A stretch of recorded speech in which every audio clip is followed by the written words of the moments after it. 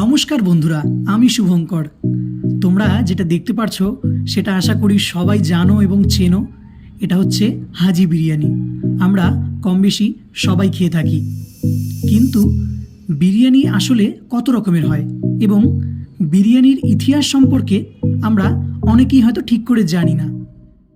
এই বিরিয়ানির অনেক ভ্যারাইটি আছে, যেমন হায়দ্রাবাদি বিরিয়ানি, লখনৌ বিরিয়ানি, দিল্লি স্টাইল বিরিয়ানি, কলকাতা স্টাইল বিরিয়ানি।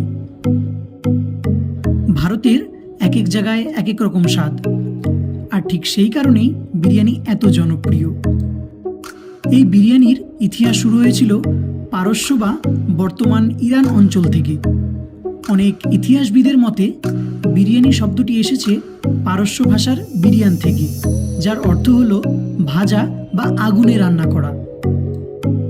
পরে মুঘলদের হাত ধরে এই রান্নার পদ্ধতি ভারতে আসে, আর এখানকার মশলা, চাল আর রান্নার স্টাইল মিশে ধীরে ধীরে জন্ম নেয় আজকের পরিচিত বিরিয়ানি।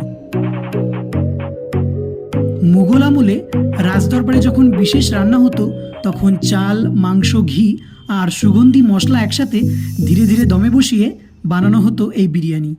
এভাবেই বিরিয়ানি হয়ে ওঠে একেবারে রাজকীয় খাবার।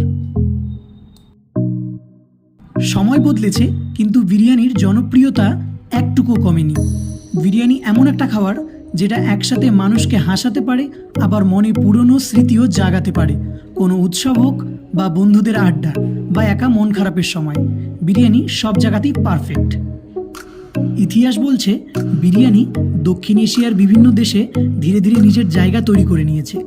ভারত, পাকিস্তান, বাংলাদেশ এবং মধ্যপ্রাচ্যের অনেক দেশেই বিরিয়ানির আলাদা আলাদা স্টাইল দেখা যায়।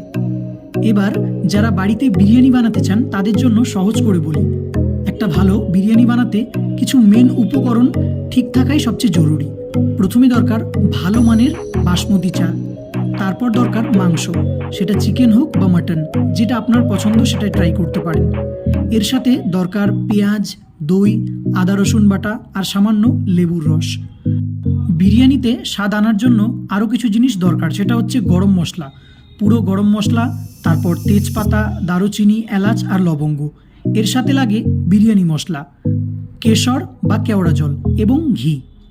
আর একটা জরুরি বিষয় হলো চালের সেদ্ধ।